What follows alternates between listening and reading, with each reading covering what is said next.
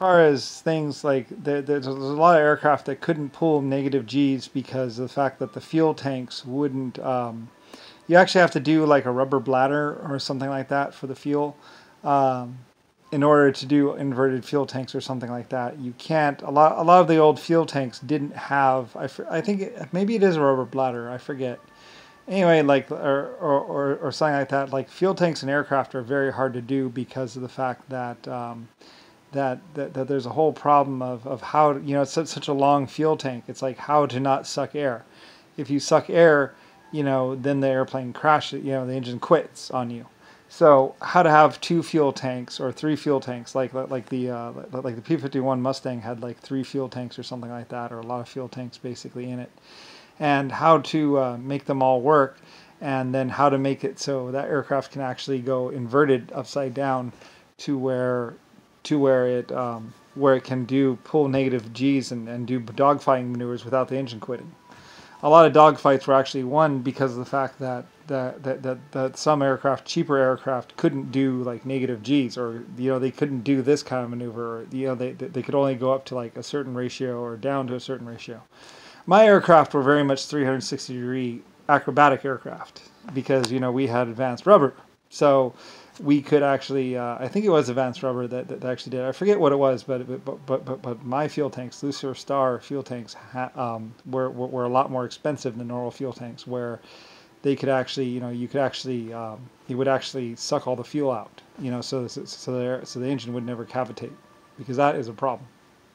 So, because if you run the fuel out, then the engine quits, and then you have to restart it. Of course, restarting is pretty easy with the propeller turning, but you got to flip it over, and the engine has to be able to take that. It's another reason why people like the Rolls-Royce Merlin engines, because they could do that. So anyway, priming them wasn't a problem. I think they had a fuel pump. They're very complicated engines, and a lot of people were like, "Why do it? Why do this? Why do that? Why spare it? Why have such expensive aircraft?" But if you want to win dogfights, you can't have an engine that quits on you. So anyway, it's why there are stars and not swastikas in the world.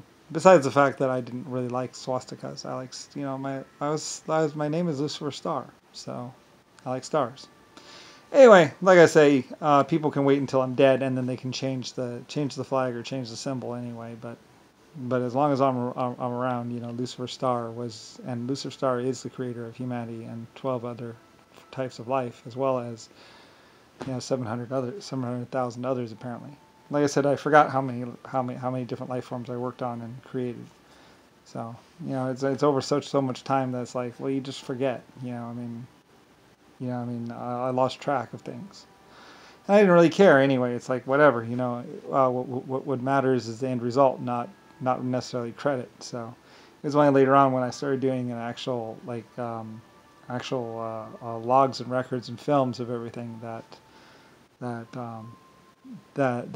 really cared. I wanted to get everything filmed and photographed and everything else like that. And then other people were like, "Well, we could do that too," and started messing around with what people thought was true by doing all these fake films that weren't as old as mine. Like my films are like hundreds of years old, or like lifetimes old, really truly old films. And then other people like JFK and some other people who went around and started splicing up the videos and changing the way things looked around, and basically just doing media fakery, and it's just like really annoying. Anyway, whatever. Doesn't really matter.